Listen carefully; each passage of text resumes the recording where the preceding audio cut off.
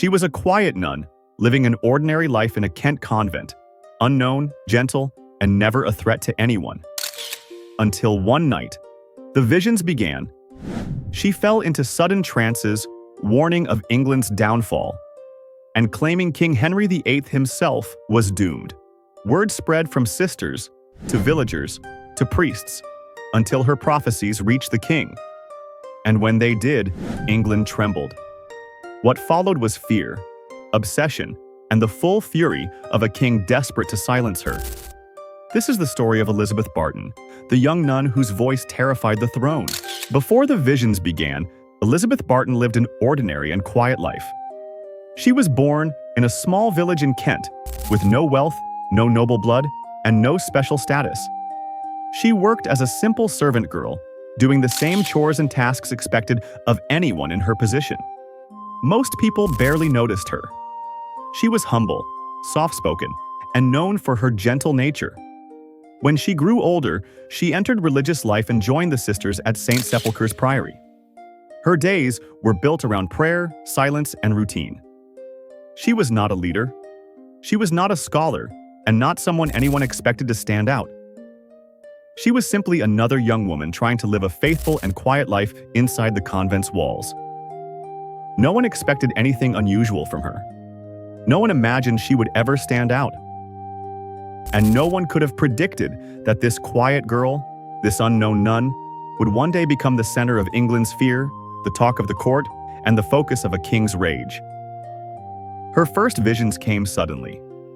One moment, she was a simple servant girl, and the next she was collapsing into trances that left her stiff and shaking.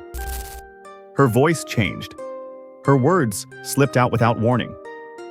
She spoke warnings that terrified the people around her. She said she saw the future. She said she heard God. She said danger was coming to England. Word spread faster than she expected. At first, it was only the sisters inside the convent talking. Then, villagers came from nearby towns. Then, priests began visiting, asking questions and taking notes. Soon, people from far away traveled long distances just to see her. She became known as the Holy Maid, a young woman whose trances were said to carry messages from heaven. These weren't things she asked for. They happened to her. And each time, she felt more and more trapped. England was a place full of fear and uncertainty. Superstition ruled many hearts. People believed in signs and omens. A message from a young woman claiming to speak for God was enough to shake the whole region. Elizabeth became a symbol, someone people trusted, someone they believed carried answers. But that kind of attention is dangerous, especially when it reaches the throne. Henry VIII was fighting a different kind of battle. He wanted a new wife. He wanted Anne Boleyn, but the Pope refused to give him permission, and that refusal wounded Henry's pride more than anything else. Henry believed he was chosen by God to rule. He believed his decisions were sacred. So when the Pope blocked him, Henry felt insulted. He felt trapped. He felt judged. And Henry was not a man who accepted judgment. His anger grew so strong that he broke England away from the Catholic Church. He made himself the head of the Church of England. Overnight, he became the single most powerful man in the country, politically and spiritually. But power, built this quickly, sits on shaky ground. Henry needed people to obey him. He needed them to accept his choice. He needed them to fear him enough to follow. Then he heard about Elizabeth Barton. He heard that a young nun claimed God condemned his marriage. He heard that she warned England would fall apart.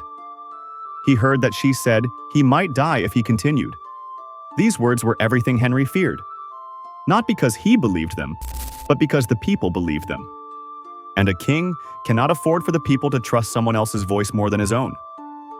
At first, Henry tried to ignore her. But ignoring only made her more famous. More people came to hear her visions. More priests repeated her warnings.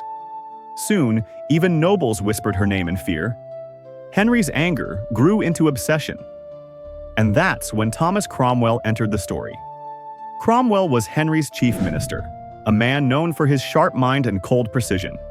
He understood exactly what Henry wanted.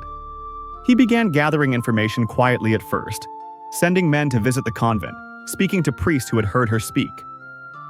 But soon, the investigation grew louder and harsher. Cromwell didn't want the truth. He wanted control.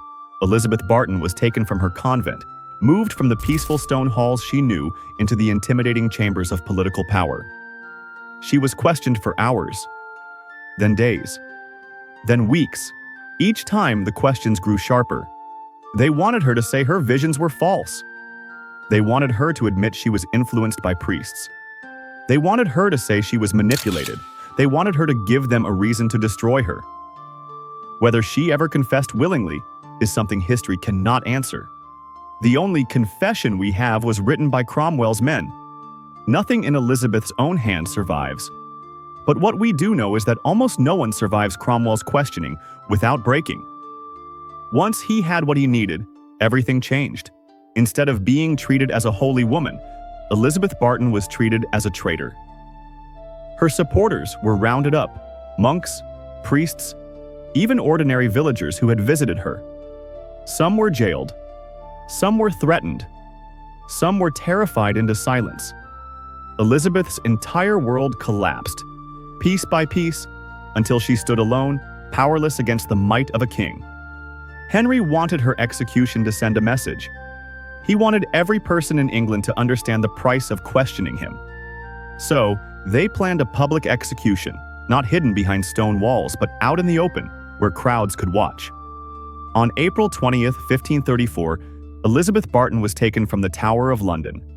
She wore her nun's habit one last time. Guards tied her hands.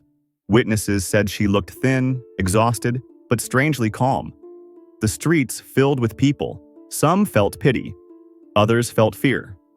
Many said nothing at all. She was dragged on a cart through London's streets. People watched her with wide eyes. Some prayed under their breath. Some refused to look at her at all. Cromwell followed behind, watching in silence. Everything about the execution had been carefully planned. Every step, every word, every moment. At Tyburn, the large wooden gallows towered above the crowd. Several monks were brought forward with her. They were accused of helping her spread her visions. Whether they truly believed in her or simply feared the king no longer mattered. They were tied beside her, ready to face the same fate. Elizabeth was given a chance to speak. People leaned forward. Some expected her to apologize. Others expected her to recant her visions. But she didn't. Instead, she prayed for England. She prayed for mercy. She prayed that the kingdom would find peace. Witnesses said her voice was calm and steady, even as the crowd watched in silence. Then the executioners pulled the rope. Elizabeth Barton's body lifted from the cart and hung still. The young woman once believed to carry heaven's voice was now silenced forever. The monks beside her died moments later. Their bodies were taken down without ceremony. They were buried quietly.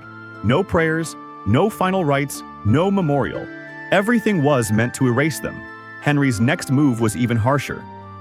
He ordered Elizabeth Barton's name removed from church records. Her convent was dissolved. Her supporters were scattered.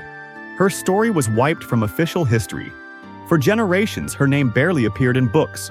She became a shadow, a forgotten figure erased by a king who wanted no reminders of the fear she caused him.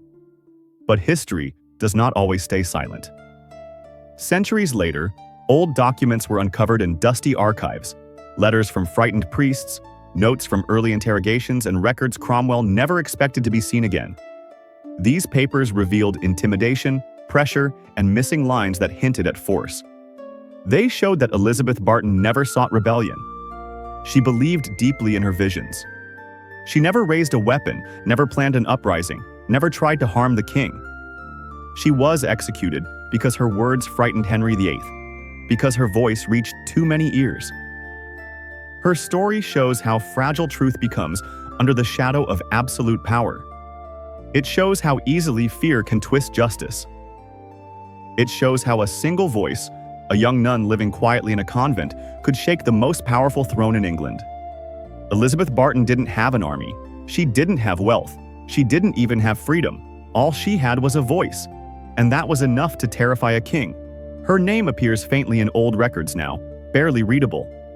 But her story is still alive to those willing to search for it. It remains as a reminder that even the smallest person can threaten the largest power. And it teaches a lesson that echoes across time.